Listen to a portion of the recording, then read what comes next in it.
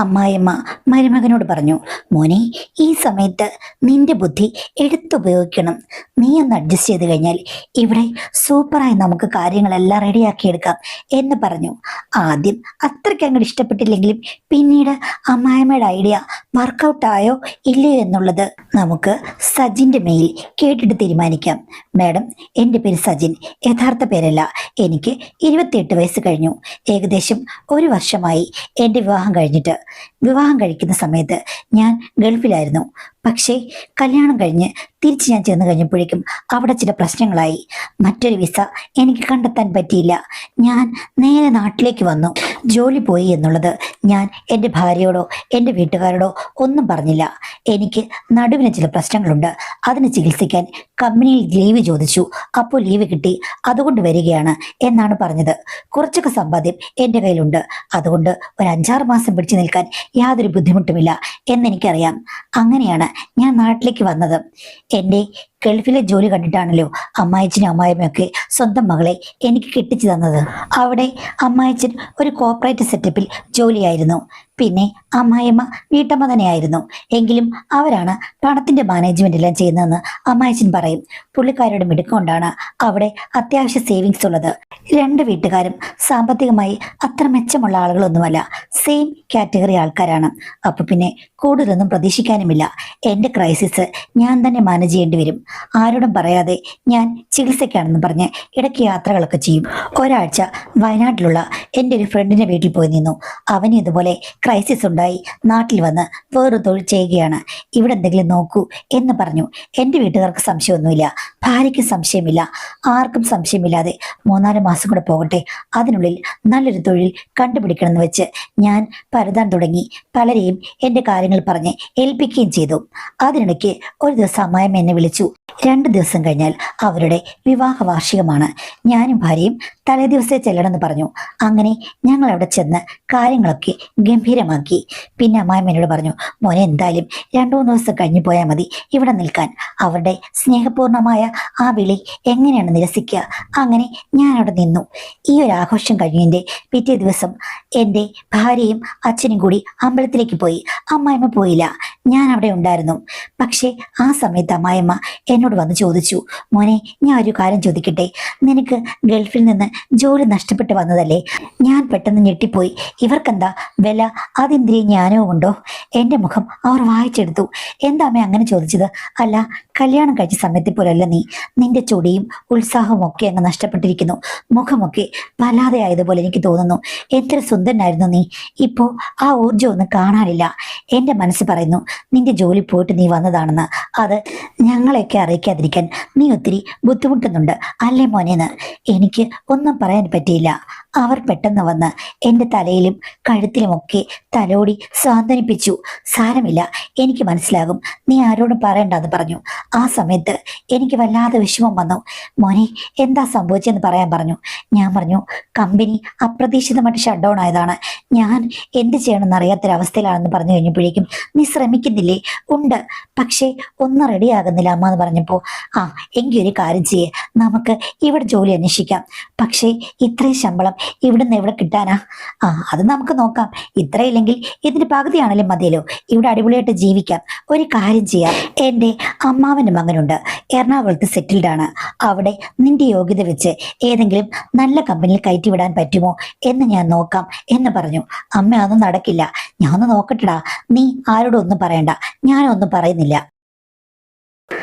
അങ്ങനെ പുള്ളിക്കാരനെ അമ്മായിമ്മ വിളിച്ച് എൻ്റെ കാര്യം പറഞ്ഞു. പുള്ളി വീഡിയോ കോളിൽ സംസാരിച്ചു. എല്ലാം അയച്ചു കൊടുക്കാൻ പറഞ്ഞു. ഞാൻ ഇമെയിലിൽ കൂടി സർട്ടിഫിക്കറ്റ്സ് ഒക്കെ അയച്ചു കൊടുത്തു അവരുടെ കമ്പനിയിലേക്ക്. പുള്ളി നോക്കിയിട്ട് പറഞ്ഞു, കുഴപ്പമില്ല, നമുക്കിവിടെ ജോലി ശരിപ്പെടുത്തി തരാൻ പറ്റും. പക്ഷേ 2 മാസം താമസമുണ്ട്. അതുപോലെ തന്നെ നിന്റെ ബയോഡാറ്റ എൻ്റെ ഭാര്യ വേറൊരു കമ്പനിയിലാണ് ജോലി ചെയ്യുന്നത്, അവൾക്ക് ഞാൻ കൊടുക്കാം.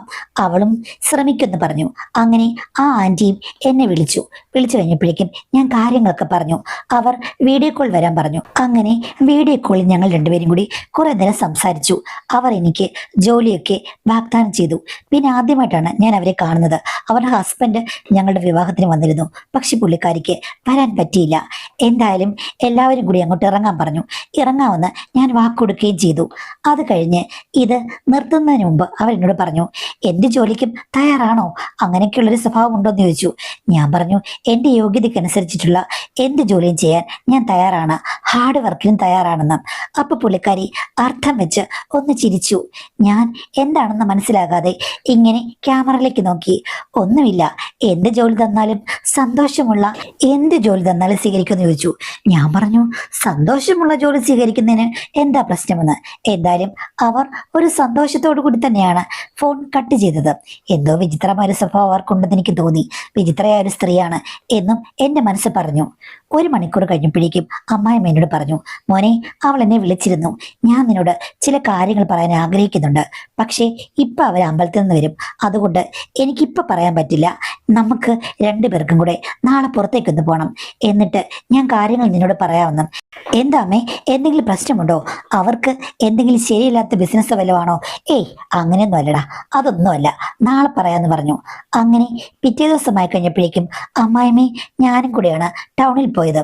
അതും കാറിൽ. ആ സമയത്ത് ഭാര്യ വരണമെന്ന് പറഞ്ഞു. അപ്പൊ അമ്മ പറഞ്ഞു, വരണ്ട, നീ ദേ ഈ മീനൊക്കെ ഒന്ന് ശരിയാക്കി വെക്ക്, അപ്പോഴേക്കും ഞങ്ങൾ പോയിട്ട് വരാം, വല്ല ഉണ്ടാക്കി പഠിക്കേ എന്ന് പറഞ്ഞ് വഴക്ക് പറഞ്ഞു. അങ്ങനെ ഞങ്ങൾ രണ്ടുപേരും കൂടെ ടൗണിൽ പോയി. തനിച്ചായപ്പോൾ ഞാൻ ചോദിച്ചു, എന്താ അമ്മ പ്രശ്നം?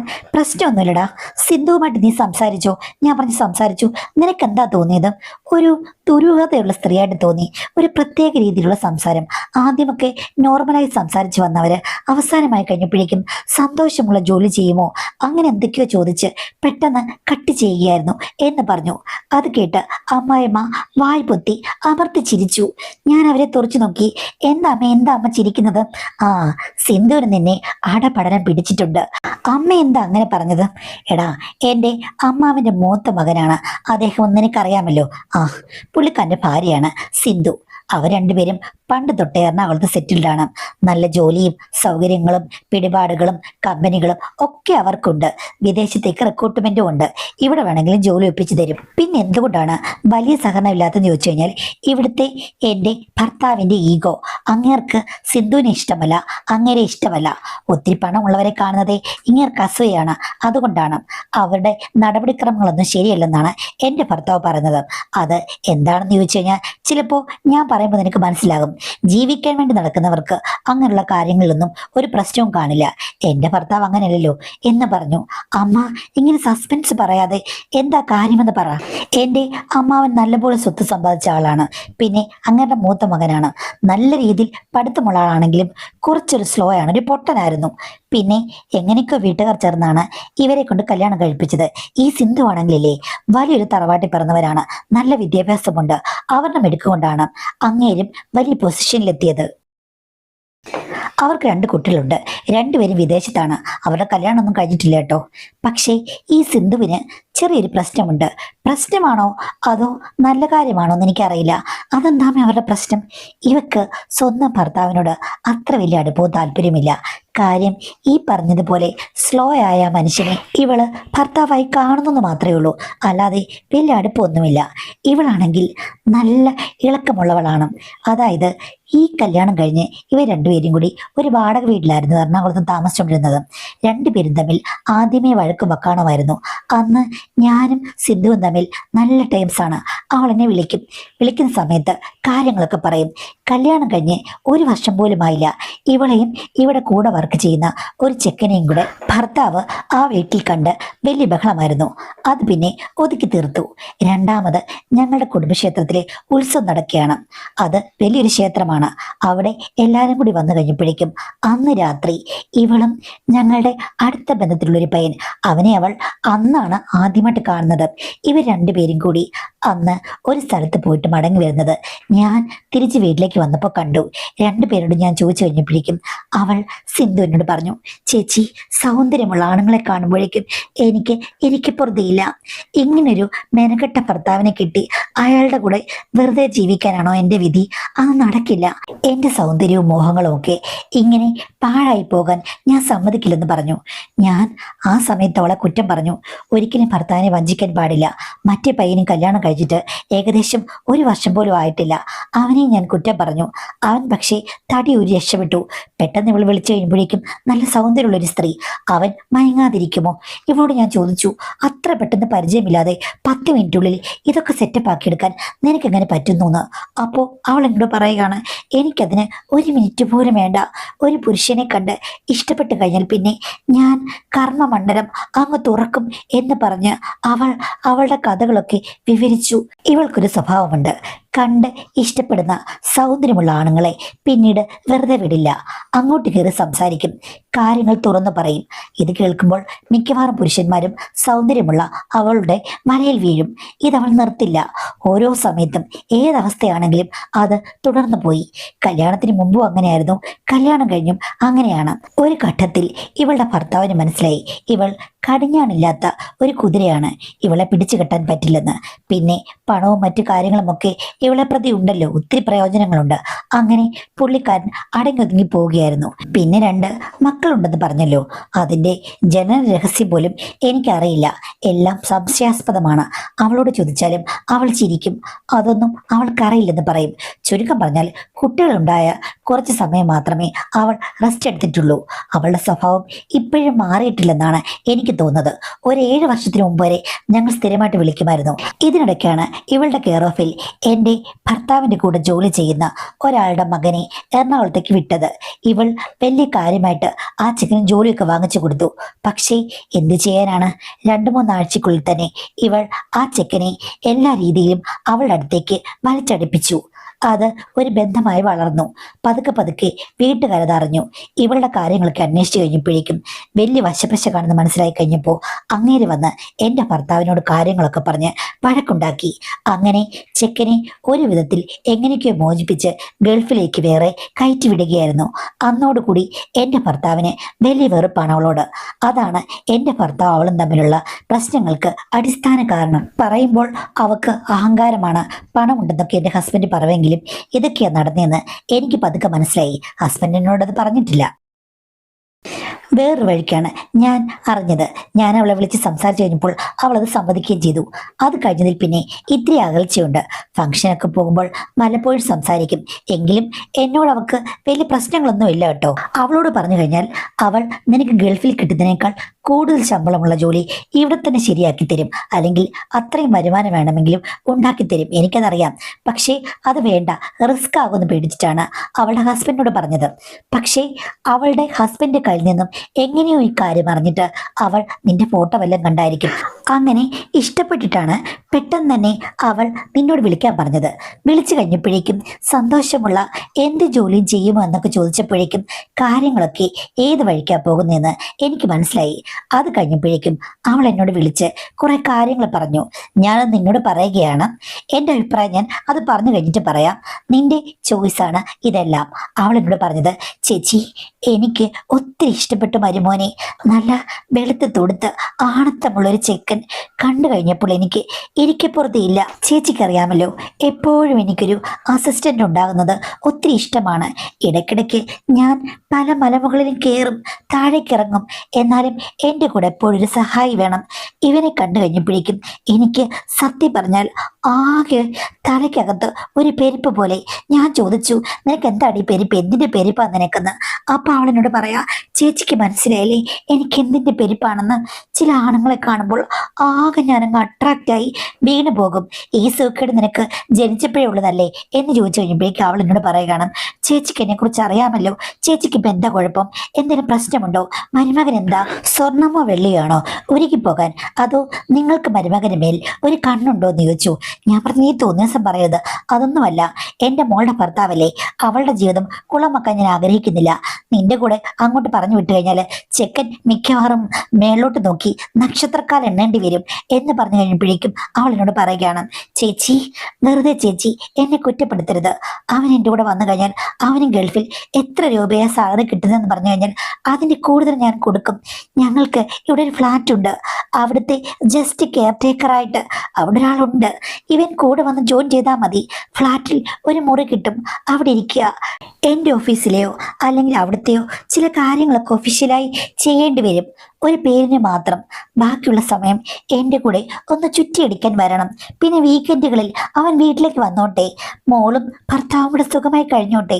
ബാക്കിയുള്ള സമയം അവൻ ഇവിടെ ഹാർഡ് വർക്ക് ചെയ്യട്ടെ. ഹാർഡ് വർക്ക് ചെയ്ത് കഴിഞ്ഞാൽ ഇഷ്ടംപോലെ പണം കിട്ടും. പണമല്ലേ ചേച്ചി മുഖ്യം? ഞാൻ പറയുന്ന കാര്യങ്ങൾ ചേച്ചി അക്സെപ്റ്റ് ചെയ്യുന്നു, അതോ എൻ്റെ ഭർത്താവ് റെക്കമെൻഡ് ചെയ്യുന്ന 30,000-ഓ 25,000 രൂപയുള്ള ഒരു ജോലി ചെയ്ത് സാധാരണത്തേതുപോലെ കഷ്ടപ്പെട്ട് ജീവിക്കണോ, അതോ റിച്ചായി ജീവിക്കണോന്ന് അവന് തീരുമാനമെടുക്കാം. ഞാൻ ഒരു ഹിന്റ് ഇട്ട് കൊടുത്താണ്, പക്ഷേ അവന് മനസ്സിലായില്ല. പാവ ഒരു പയ്യനാണെന്ന് തോന്നുന്നു. എന്തായാലും എനിക്ക് അവനെ നന്നായി ഇഷ്ടപ്പെട്ടു കേട്ടോ എന്ന് അവൾ എന്നോട് പറഞ്ഞു. ഞാനൊന്നും മിണ്ടിയില്ല. എങ്കിലും അവസാനം പറഞ്ഞു, എടി എന്തെങ്കിലും പ്രശ്നം ഉണ്ടായി കഴിഞ്ഞാൽ പിന്നെ ഫാമിലിയിൽ പ്രോബ്ലം ഉണ്ടാകും. എൻ്റെ മോളുടെ ജീവിതമാണെന്ന് പറഞ്ഞപ്പോൾ അവൾ പിന്നെ പറഞ്ഞു, പിന്നെ മോളുടെ ജീവിതം, അവളെ ഇങ്ങോട്ട് കൊണ്ടുവരാതിരുന്നാൽ മതി. വീക്കെൻഡിൽ അവൻ അങ്ങോട്ട് ചെല്ലുമല്ലോ, എന്താ എന്തെങ്കിലും പ്രശ്നമുണ്ടോ എന്നൊക്കെ അവൾ ചോദിക്കുന്നു. പണ്ടേ ഇവളുടെ കുറെ കഥകൾ എനിക്കറിയാമല്ലോ, അതുകൊണ്ട് എതിർക്കാനും തോന്നിയില്ല. ഇനിയിപ്പം ഞാൻ ചുമ്മാ പറ്റില്ല എന്നൊക്കെ പറഞ്ഞ് അവളെ എതിർത്ത് കഴിഞ്ഞാൽ ചേട്ടനോട് പറഞ്ഞ് നിന്റെ ഉള്ള അവസരം കൂടെ നഷ്ടപ്പെടുത്തിയാലോ എന്ന് ഞാൻ ഓർക്കുകയാണ്. നമുക്ക് ഒരു ജോലിയല്ലേ അത്യാവശ്യം, പണവും ആവശ്യമാണ്. ഈ കഥ നിന്നോട് പറഞ്ഞ ശേഷം നിന്റെ അഭിപ്രായം ഒന്ന് ചോദിക്കാമെന്ന് കരുതിയാണ് ഞാൻ നിന്നെ ഇങ്ങോട്ട് കൊണ്ടുവന്നത്. പിന്നെ ആദ്യം തൊട്ട് കഥ പറയണമല്ലോ. എന്താ അമ്മ ഇത് സിനിമാ കഥ പോലെ ഉണ്ടല്ലോ. സിനിമയിലും സീരിയലൊക്കെ ഇങ്ങനെയുള്ള ചില കാര്യങ്ങൾ കേട്ടിട്ടുണ്ട്, പിന്നെ നോവലുകളൊക്കെ ഇങ്ങനെയുള്ള കഥാപാത്രങ്ങളെ പറ്റി കേട്ടിട്ടുണ്ട്. യഥാർത്ഥത്തിൽ ഇങ്ങനെയുള്ളവരുണ്ടോ? ഒന്ന് പോടാ, യഥാർത്ഥത്തിലാണ് ആളുകൾ കൂടുതലുള്ളത്. സിനിമയിലും സീരിയലിലും നമ്മുടെ യഥാർത്ഥ മനുഷ്യരെക്കാൾ വളരെ കുറച്ച് കഥകളാണ് വരാറുള്ളത്. അപ്പോൾ അമ്മ എന്താ പറഞ്ഞത്? ഞാൻ എൻ്റെ അഭിപ്രായം ആദ്യം പറയാം, തീരുമാനം നിന്റേതാണ്. സിന്ധുവിന്റെ സ്വഭാവം നിനക്ക് മനസ്സിലായല്ലോ. അവൾ ആളിക്കത്തുന്ന ഒരു തീയാണ്. ഒരു ലോഡ് പച്ചവെള്ളം കൊണ്ടൊഴിച്ചാലും അവള് കെടില്ല. ഇഷ്ടമുള്ള ആണിന് വേണ്ടിയിട്ട് എന്ത് ചെയ്യുന്ന ടൈപ്പാണ്. അവളുടെ കൂടെ പിടിച്ചു നിൽക്കണമെങ്കിൽ അത്തരം കാര്യങ്ങളിൽ നല്ല ഇൻട്രസ്റ്റ് ഉള്ള ഒരാണിനെ മാത്രമേ പറ്റുകയുള്ളൂ. അതേപോലെ നല്ല ഊർജ്ജസ്വലനായ ഒരാണും ആയിരിക്കണം. പിന്നെ എനിക്ക് നിന്നെ പറ്റി ഒന്നും അറിയില്ല, എൻ്റെ മോൾക്ക് അറിയുകയുള്ളൂ. നീ എൻ്റെ മരുമോനാണ്. എനിക്ക് നിന്നോട് അതൊന്നും ചോദിക്കാനും പറ്റിയില്ല, അത് ചോദിക്കേണ്ട കാര്യമില്ല. പക്ഷേ ഇവളുടെ കൂടെ പോകുകയാണെങ്കിൽ നീ നല്ല ഊർജ്ജസ്വലനായി ചുടിയും ചുടയുമായി അവൾ പറയുന്ന സമയത്ത് കർമ്മപഥത്തിൽ എപ്പോഴും ഊന്നി ഊന്നി നിൽക്കുന്ന ഒരു മനുഷ്യനായി ജീവിക്കേണ്ടി വരും. പിന്നെ രണ്ടാമത് എല്ലാ ബെനിഫിറ്റും ഉണ്ടാകും. ചിലപ്പോൾ നിനക്ക് ലക്ഷങ്ങളാകും അവൾ തരിക, അല്ലെങ്കിൽ അതിന് വേണ്ടുന്ന എന്തെങ്കിലും സെറ്റപ്പുകൾ അവൾ ഉണ്ടാക്കി തരും. നിനക്ക് പേരിന് നല്ല ജോലി കാണും, പക്ഷേ കിട്ടാൻ പോകുന്നത് നല്ല സാലറിയും അനുബന്ധമായ ആനുകൂല്യങ്ങളുമായിരിക്കും. അതാണ് അവിടെ നടക്കാൻ പോകുന്നത്. നിനക്ക് താല്പര്യമുണ്ടെങ്കിൽ മുന്നോട്ട് പോകാം. അമ്മേ, എന്ന് വെച്ച് കഴിഞ്ഞാൽ ഞാൻ എൻ്റെ ഭാര്യയൊക്കെ വഞ്ചിച്ച് അതൊക്കെ അങ്ങ് നിർത്ത്. നീ ആ കാര്യങ്ങളൊന്നും ആലോചിക്കുക വേണ്ട. നിനക്ക് നല്ലൊരു ജോലി, പണം, ജീവിതം സെറ്റിലാകുക, ഇതാണ് ആഗ്രഹമെങ്കിൽ പിന്നെ ഞാൻ പറഞ്ഞതുപോലെ അവളുടെ കൂടെ കട്ടയ്ക്ക് നിൽക്കാമെങ്കിൽ നിനക്ക് തീർച്ചയായിട്ടും പോകാം. അത് ഞാനും നീയും അവളും മാത്രമേ അറിയുകയുള്ളൂ. അവിടെ നടക്കുന്ന കാര്യങ്ങളിൽ മറ്റാരും ഇടപെടില്ല. പക്ഷേ അവരുടെ ഭർത്താവ്, അവരുടെ ഭർത്താവ് ഇതൊക്കെ അക്സെപ്റ്റ് ചെയ്യുന്നൊരു നിലയിലായല്ലോ. അയാൾ ഇതൊന്നും ശ്രദ്ധിക്കുകയില്ല. അവളുടെ കൂടെ അവളെ പ്രീതിപ്പെടുത്തി നിൽക്കുക എന്നുള്ളതാണ് നിന്റെ ജോലി എന്ന് ആദ്യം ഓർക്കുക. എന്ത് പേര് പറഞ്ഞെന്ന് പറഞ്ഞാലും അതാണ് നിന്റെ ജോലി. പിന്നെ അവള് പറയുമ്പോൾ ചിലപ്പോൾ മറ്റു ചില സ്ഥലങ്ങളിലും അവരുടെ നിർദ്ദേശപ്രകാരം നീ കർമ്മനിരതനാകേണ്ടി വരും. ഈ ഒരു കാര്യത്തിൽ മാത്രമാണ് അവൾക്ക് വിചിത്ര സ്വഭാവം. അല്ലാത്ത എല്ലാ ഡീലിങ്സിലും വളരെ നീറ്റ് ആൻഡ് ക്ലീൻ ആണ്. നിനക്കിപ്പോൾ ഒരു ഫ്ലാറ്റ് വാങ്ങിക്കണോ എങ്കിൽ അതൊക്കെ നിനക്ക് 2-3 വർഷം അവളുടെ കൂടെ നിന്ന് കഴിഞ്ഞാൽ നേടിയെടുക്കാം. ഒന്ന് ഓർക്കുക, നിനക്ക് അവളുടെ ക്യാരക്ടർ ഞാൻ പറഞ്ഞതനുസരിച്ച് മാനേജ് ചെയ്യാൻ പറ്റുമെങ്കിൽ നീ തീർച്ചയായിട്ടും പോകണം. എൻ്റെ മോളെ നോക്കേണ്ട കാര്യമില്ല. എല്ലാ വീക്കെൻഡിലും നീ വരിക, നീ സാധാരണ ഭർത്താവായിട്ട് അഭിനയിക്കുക. ഈ രഹസ്യം പുറത്തു പോകരുത്. എൻ്റെ മകളോടുള്ള സ്നേഹം കുറയരുത്. എല്ലാം നന്നാകാനാണ്, സാമ്പത്തികമായി മെച്ചപ്പെടാനാണ്, നല്ലൊരു ജീവിതത്തിനാണെന്ന് ഓർത്ത് വളരെ പ്രാക്ടിക്കലായിട്ട് പോവുകയാണെങ്കിൽ നീ രക്ഷപ്പെടും. അതല്ല നിനക്ക് സെന്റിമെന്റ്സ് ആണ്, പേടിയാണ്, ഭയമാണ്, അങ്ങനെ എന്തെങ്കിലും പ്രശ്നം ഉണ്ടെങ്കിൽ നീ പോകരുത്. അല്ലെങ്കിൽ നല്ലൊരു ഓപ്പർച്യൂണിറ്റിയാണ്, ലോട്ടറി അടിക്കുന്ന പോലെയാണ്. ഇതാണ് എൻ്റെ അഭിപ്രായം. ഇനി നീയാണ് അഭിപ്രായം പറയേണ്ടത്. അമ്മേ അങ്ങനെയാണ് ഇങ്ങനെയാണ് ആശങ്കയുണ്ട് എന്നൊന്നും എന്നോട് പറയണ്ട. നിനക്ക് പറ്റുമെങ്കിൽ നീ യെസ് പറയുക, പോവുക. അല്ലെങ്കിൽ ഈ വിഷയം ഇവിടെ കൊണ്ട് നമുക്ക് അവസാനിപ്പിക്കാന്ന് പറഞ്ഞു. എല്ലാം ഇത്രയും വിശദമായി പറഞ്ഞപ്പോൾ എനിക്ക് തിരിച്ചു പറയാൻ വാക്കുകളില്ല. ഞാനൊന്ന് ആലോചിക്കട്ടെ എന്ന് പറഞ്ഞു. ഓക്കെ എന്ന് പറഞ്ഞു. ഒരാഴ്ച കഴിഞ്ഞപ്പോഴാണ് ഞാൻ യെസ് പറഞ്ഞത്. കാര്യം അമ്മായിയും എനിക്ക് സപ്പോർട്ടുണ്ട്. അത് കേട്ടപ്പോൾ പുള്ളിക്കാരിക്ക് സന്തോഷമായിരുന്നു. അങ്ങനെ സിന്ധു ആന്റിയെ വിളിച്ചു പറഞ്ഞു. ഞങ്ങൾ എല്ലാവരും കൂടി എറണാകുളത്ത് പോയി. അവിടെ ജോലിയായി നിന്നു. അവർ എനിക്ക് ജോലിയും ഒപ്പിച്ചു തന്നു. ഒരു ഫ്ലാറ്റിന്റെ 7ാം നിലയിലുള്ള ഒരു ഫ്ലാറ്റ് എനിക്ക് സ്വന്തമായി തന്നിരിക്കുകയാണ്. അവിടെയാണ് എൻ്റെ ലോകം. എല്ലാ സൗകര്യങ്ങളും ഉണ്ട്. അവരെ പല സ്ഥലത്തും കൊണ്ടുപോകണം. ചില ഡോക്യുമെന്റേഷൻ വർക്കുകൾ എനിക്ക് തരും കേട്ടോ. എല്ലാം കൂടി ചേർന്നാണ് എൻ്റെ ജോലി. എന്നെ വലിയ ഇഷ്ടമാണ്. പിന്നെ അവർ പറയുന്ന സമയത്ത് ഞാൻ റെഡിയാക്കണം. അവർ വളരെ ആവേശത്തോടു കൂടിയാണ് വരുന്നത്. അവരുടെ ആവേശം മറ്റൊരു സ്ത്രീയിലും കാണാൻ പറ്റുമെന്ന് തോന്നുന്നില്ല. ഭ്രാന്തമായ ആവേശം എന്നാണ് ഞാൻ കരുതിയത്. പക്ഷേ അങ്ങനെയല്ല. യഥാർത്ഥത്തിലുള്ള ഇൻട്രസ്റ്റുകളാണ് അവരെ നയിക്കുന്നത്. ഒത്തിരി സമയം എല്ലാറ്റിനും വേണം. വളരെ പതുക്കെ തുടങ്ങി വ്യവസ്ഥാപിതമായ എല്ലാ കാര്യങ്ങളിലും അവർ ഇൻട്രസ്റ്റ് പ്രകടിപ്പിച്ച് വളരെ വലിയ ഒരു നിലയിലേക്ക് പോകുന്ന രീതിയിലാണ്. സത്യത്തിൽ അവരൊരു ദേവതയാണ്. എന്തിന്റെ ദേവതയെന്ന് മാഡത്തിന് മനസ്സിലായല്ലോ. അവരുടെ കൂടെ ഞാൻ അസിസ്റ്റ് ചെയ്യാൻ തുടങ്ങിയിട്ട് ഇപ്പോൾ കുറെ മാസങ്ങളായി. എൻ്റെ ജീവിതത്തിൽ ഒത്തിരി ബെനിഫിറ്റുകളുണ്ട്. അമ്മായിമ്മ പറഞ്ഞതുപോലെയുള്ള എല്ലാ കാര്യങ്ങളും ഞാൻ സർവ്വ സന്തോഷത്തിലാണ്. ഒരിക്കലും കഷ്ടപ്പാടുകളിൽ നിന്ന് ഇത്രയും പെട്ടെന്ന് മോചനം കിട്ടുമെന്ന് ഞാൻ വിചാരിച്ചതല്ല. എല്ലാം കൊണ്ടും ഞാൻ അവരെ ആരാധിക്കുന്ന ഒരാരാധകനായി മാറിക്കഴിഞ്ഞിരിക്കുകയാണ്. സംഭവങ്ങളൊക്കെ എല്ലാം ഓക്കെ ആയി കഴിഞ്ഞപ്പോഴേക്കും അമ്മായിമ്മ എന്നെ വിളിക്കും.